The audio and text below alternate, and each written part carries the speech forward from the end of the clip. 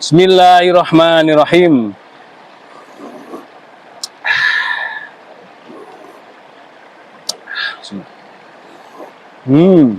Alhamdulillah. Halo, assalamualaikum warahmatullahi wabarakatuh.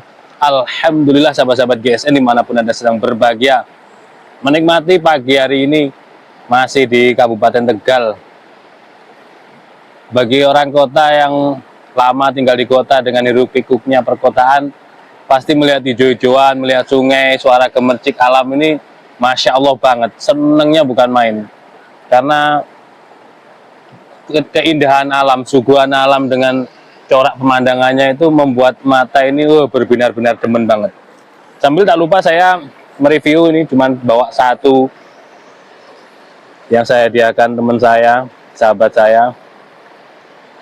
Dan tadi pagi sudah saya review di depot sate Haji Thoyib di Kesambi, Kabupaten Tegal.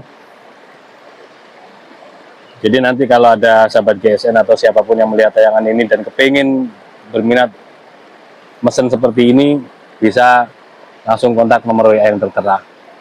Sarung kulit tebal model Surabayaan, cantolan ikat pinggangnya cukup besar, cukup lega, gede, dan anti copot. Anti copot tapi cabutannya gampang, simple gitu. Modelnya bisa nanti kita akan buatkan. Ada hidden tang, ada half tang, dan ada full tang seperti yang saya pegang ini. Dijepit dengan gali sono keling akarnya ini, motifnya cakep banget.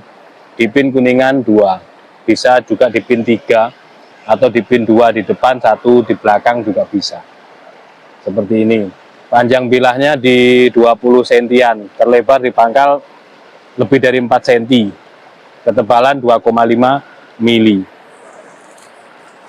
Insya Allah enak dipakai.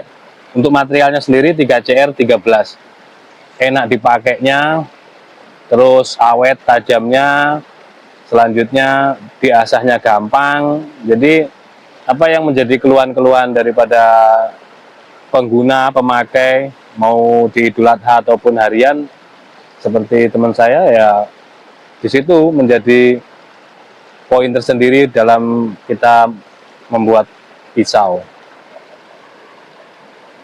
Ketajamannya Masya Allah seperti ini, halus banget di tisu.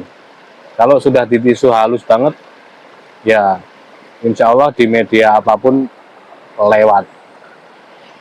Tapi kalau ada, ya itu macam-macam ya, dari seller teknik marketingnya. Ada yang dibacok-bacokkan di tulang, di bambu, di kayu, terserah. Ada di kertas gulung, kertas dikat, puskat, dan seterusnya bebas. Itu urusan masing-masing. Namanya trik marketing, ya kan. Kalau di saya cukup di kertas HVS, di koran, terus paling tinggi di tisu, itu sudah cukup. Malah sekarang ini saya jarang sekali mempraktekannya di tisu, kebanyakan di kertas HVS. Tapi ini agak tebal dikit nih kertasnya, menurut saya kayaknya agak tebal ini kertas undangan. Tapi di tisu tadi kan sudah sangat lembut halus. Ini seperti ini, Masya Allah sudah terbukti, dan pemakaian juga enak. Model pisau setrek ya, model pisau setrek seperti ini banyak teknik yang bisa kita peruntukkan penggunaannya. Seperti tadi saya menggunakan metode gaya fly hand. Jadi penjepitannya gini, jempol di sebelah sini, jari 3 jari di sebelah sini begini, dan jari telunjuk sebagai powernya. Kalau kambing, domba, ya gibas, biri-biri itu cukup seginilah, terus gitu aja. Terutama gibas, jenis gibas, cuman seperempatnya, nggak ada separuhnya. Terus gitu sudah tuntas penyembelihannya. Kalau di Idul Adha, ya sama, tinggal kita narik gelambirnya, bulu-bulu yang ada di bagian leher sini, tarik gitu, kencang, turun bisa. Itu lebih enak. Fly hand ada 3 teknik ya, dari pangkal, misalkan dibuka, seret, turun, ya, ambil gelambir, tarik, seret, turun bisa. Dari tengah, seret, bisa. Atau dari tengah tarik gelambir, seret, bisa ya. Nah, yang lebih enak, nyaman yang saya pergunakan tarik gelambir dari ujung, strut langsung ke bawah. Cuman strut gitu tok, sobek, ringan, terlihat halus tekniknya. Gitu. Ada yang penasaran dengan sembelihan saya, silahkan cek di Instagramnya GSN, nama Instagramnya Golsem Nusantara, atau Facebook Ahmad Muhtar, atau Facebook Golok Sembelih Nusantara juga bisa. Nah, terus metode lain ada dengan cara menggenggam begini, dan ini sangat nyaman sekali digenggam. Nah, menggenggam seperti ini ada dua teknik, tiga bisa ya, tiga. Teknik pertama adalah tarik gelambir sapi atau kambing, dikalungkan, jret, namanya tarik murni. Ya, dikalungkan, jret, tarik murni. Yang tentunya yang pasti kuda-kuda kita harus pas. Jadi posisi kuda-kudanya begini, kaki kiri di depan, kaki kanan di belakang, tarik gelambirnya, dikalungkan, jret. Ini posisinya nyaman dan enak. Itu untuk metode gaya tarik murni. Masih posisi tangan genggaman yang sama, kita bisa pergunakan metode dorik. Tarik gelambirnya, dekatkan ke ujung, perhatikan posisi siku. Siku saya berbentuk V, dan antara siku dengan bilah berbentuk V juga. Ini yang kadang-kadang sahabat-sahabat GSN kurang memperhatikan, karena mungkin kepanikan ya, panik, nervous, gopoh, gugup, sehingganya sangat terburu-buru. Begitu ditarik gelambirnya, posisinya begini. Kalau begini, nantinya kebanyakan tariknya, akhirnya ketemunya gaya tarik, padahal sudah ada dorik di awal.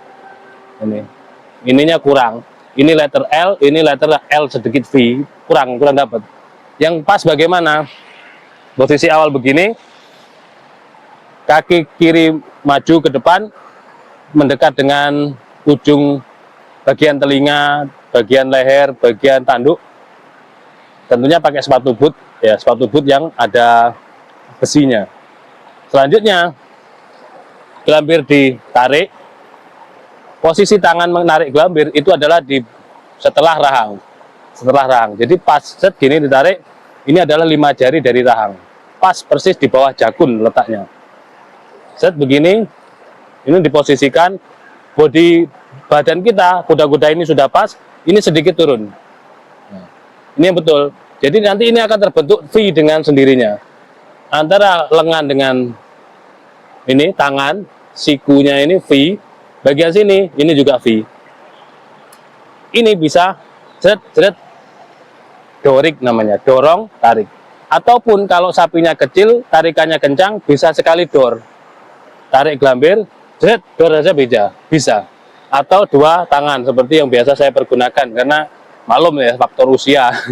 Jadi, sudah terlihat kencang, saya nggak memperkirakan tebalnya berapa, bagaimananya, pokoknya sudah. Saya hancak saja, dor saja, sekali dor tuntas.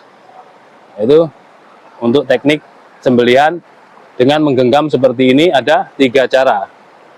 Tarik murni, dorik, dan dor. Oke, selanjutnya tadi sudah pelehen sudah, selanjutnya begini juga bisa. Kalau kambing kan cukup gini aja, seret, tuntas. Atau tuntas.